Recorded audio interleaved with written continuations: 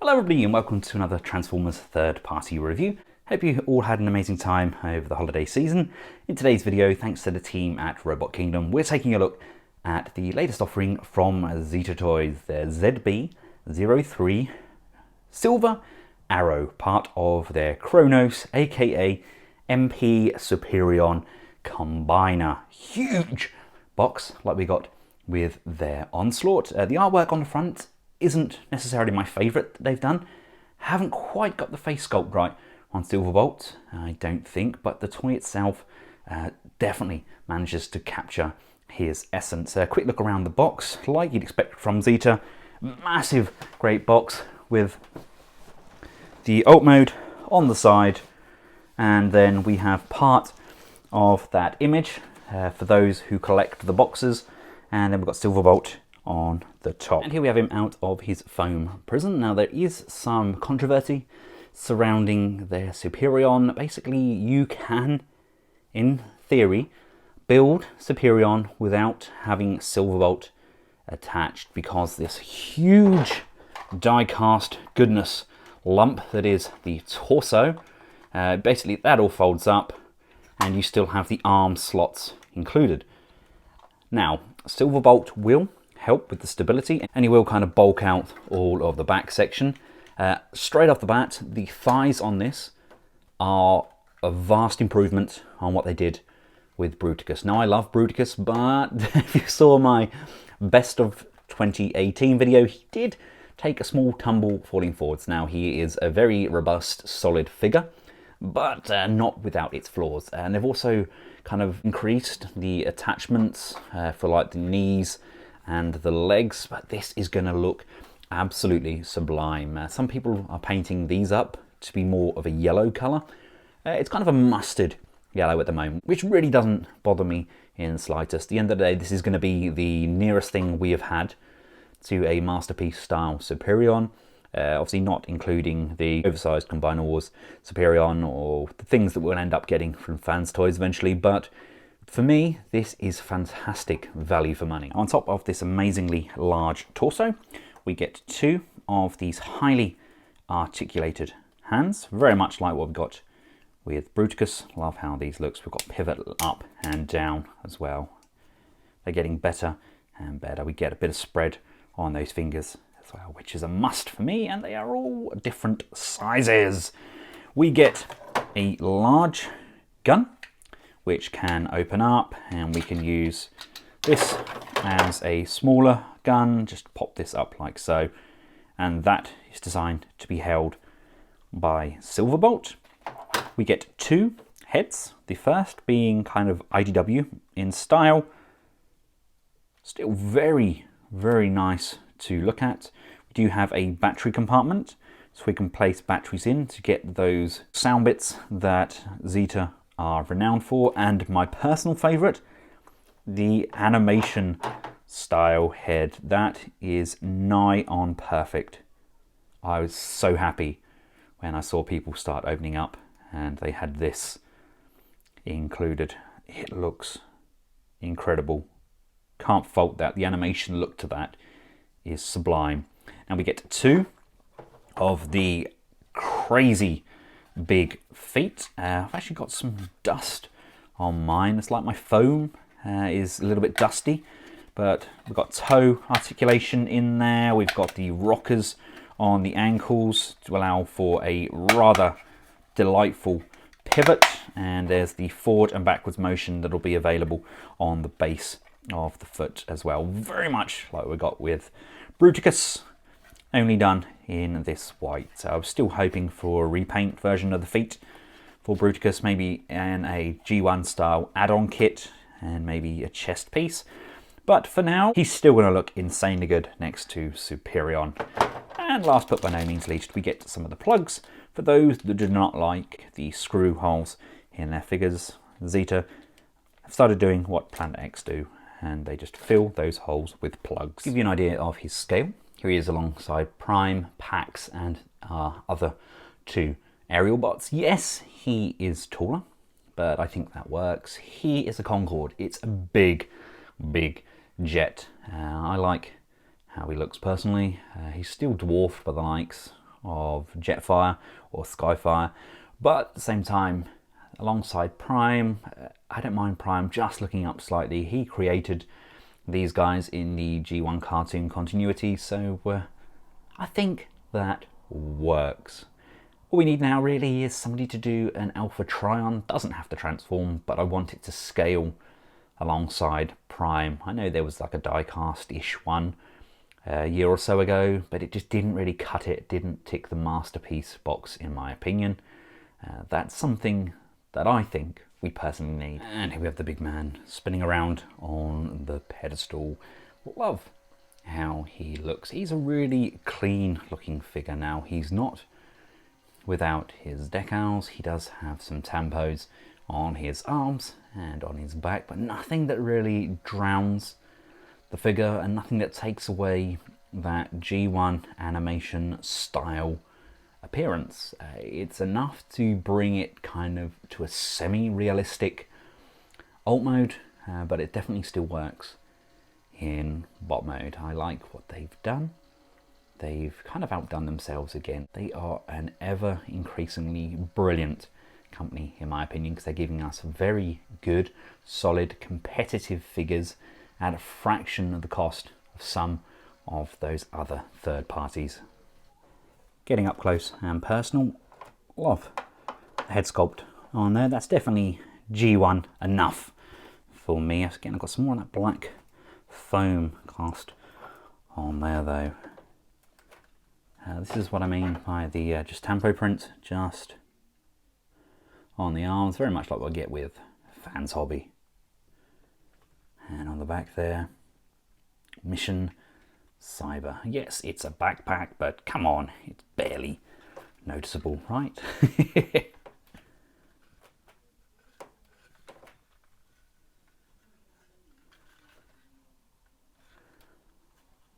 Genuinely adore this figure.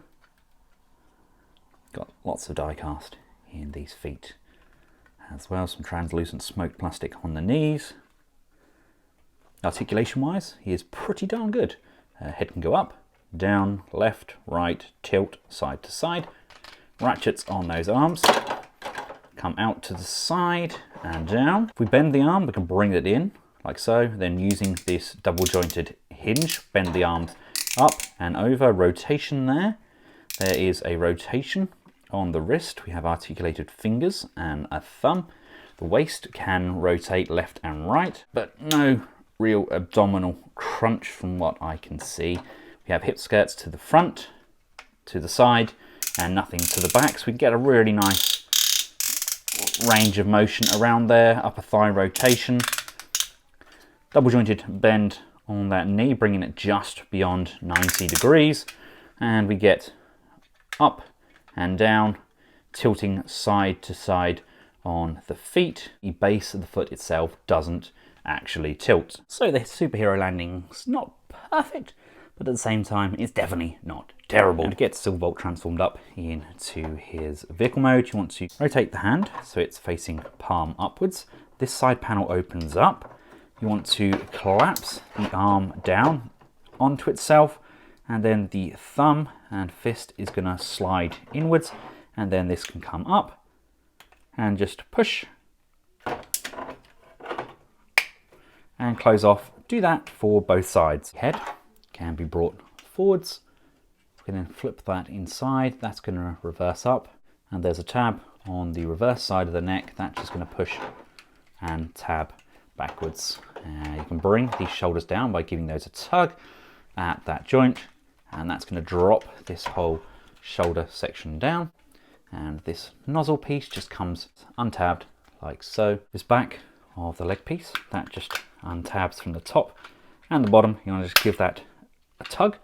That's going to open up. This will all open up and extend outwards like so, like a big jigsaw piece. We then have these wheels on the other side, which we can push down. The leg is going to come up and collapse over, and the foot can be brought upwards on this rocking hinge like so. And this piece here is going to extend out, and these will just come around and tab in together and tab in at the base like so. It's starting to come together, isn't it? Lifting from the top, make sure that this whole piece can pull down, and the arm is going to just tab in to the side like so. This is going to tab in, and then we have the tip of the wing, which will tab in to the underside of the arm and to that shoulder piece like so. Everything kind of tabs in nicely and really does kind of tidy up somewhat. We then do some panel folding magic by untabbing these sections. This is going to rock on this slider, and that's going to slide all the way down, and same with this tail fin, and then bringing this tab over like so. The front of the cab is just going to tab in like so, untab from the side and come to the back, and as we bring these around like so, the tail fin just slides down between the two. They then tab in nice and securely, and then this just pushes and tabs into the void. Slide all the way up on this slider and then tab in to the tips. Then collapse this little thruster in, and there's a slot which will just push and tab. It's just a matter of just pushing all of these joints in tightly. These will just push down like so, and then we have the underside and the nose cone section, which will just come out. The wheels can come down, and we can just bring that piece down like so, and the front of the jet can tilt as well, which is spot on. Look at that. That is Concorde in all of its glory. And there we have him. I like it. Yes, there's a big Autobot strapped to the underside of the jet, but it's Silverbolt without a shadow of a doubt. I love how Silverbolt looks. Always wanted to fly Concorde, can never afford to. I've seen Concorde in all its glory at an airbase, and it is absolutely mahoosive. I do love the tampo printing on the front there. It's just a matter of making sure everything tabs in.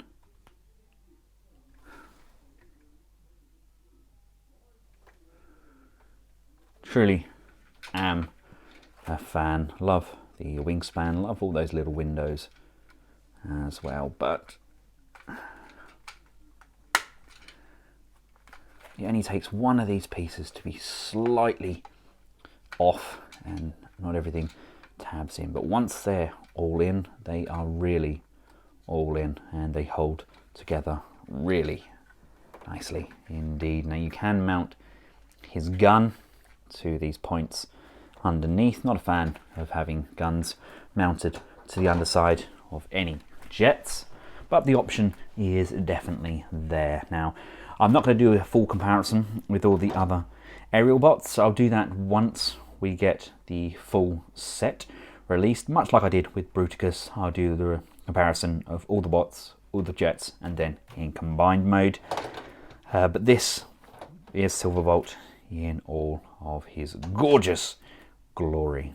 Now, to get him sorted for torso mode, it's basically a reversal. We need to take him back to his robot mode to some extent. So just bring all of this back round, bring this peg here down. And these are all going to come untabbed. And we're back to the reversing of that origami. Split the tail fins. These are going to come up and under on both sides. So again, with the side up and in, these are going to collapse. And then this is going to come up and over, rocking backwards and pushing and tabbing in. This goes over and collapses. You can then untab these pieces here. Lots and lots of tab magic. Untab the arms like so, and again, much like we did one way, you need to go the other. So just extend those legs back down, and then these all kind of fold back in together. The foot panel folds up and over, and then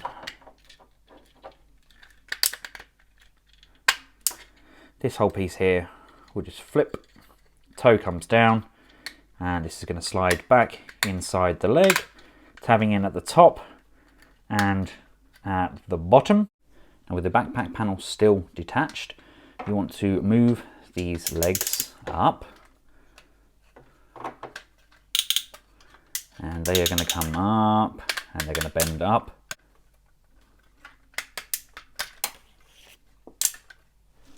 And there's this circle tab on the back here that's just going to push and tab in like so. The toes rotate and these are going to come over like so. You want to do the same with both of these legs. This section is just going to come down and that's going to slide into this groove piece here, and then we can just close those off together, locking that nicely into position. Just push and push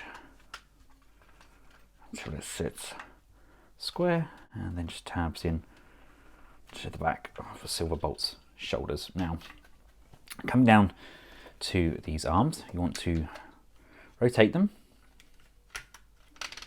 so that this piece is facing downwards. Open them back up because we want to extend this elbow piece.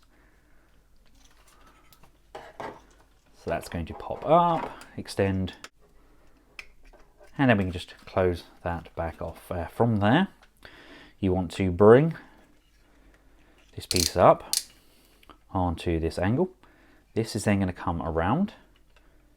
This will then rotate back on itself like this, and there's a tab just on the side of these legs which tabs these arm panels in, so we're left with something that looks like this. Grab the torso piece, bring this flap down, bring these chest pieces out to the side, fold this neck section upwards. We can put the head on at this point or after we've placed the torso section in. Bring these side panels up like so, and then we just want to slide Silverbolt in,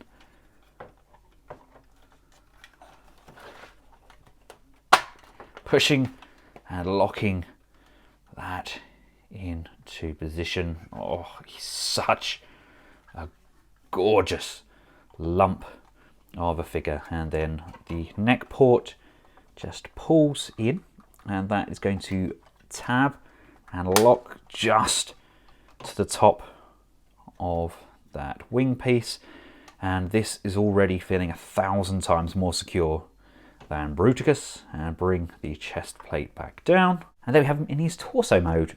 Absolutely adore him. He is going to look sensational. Love what Zeta are doing. He is a big chunky monkey, and I'm going to need a lot more storage space. Definitely a vast improvement over Bruticus.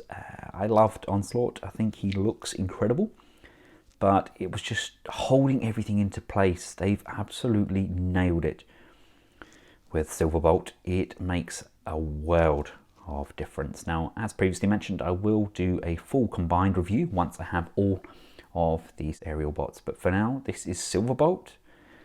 Huge thanks to Robot Kingdom for making this review possible. Remember, if you are going to buy these Zeta Toys products, make sure you get them from a reputable retailer so you get your serial number on the box in case there are any defects, so you can contact Zeta and get the replacements sent.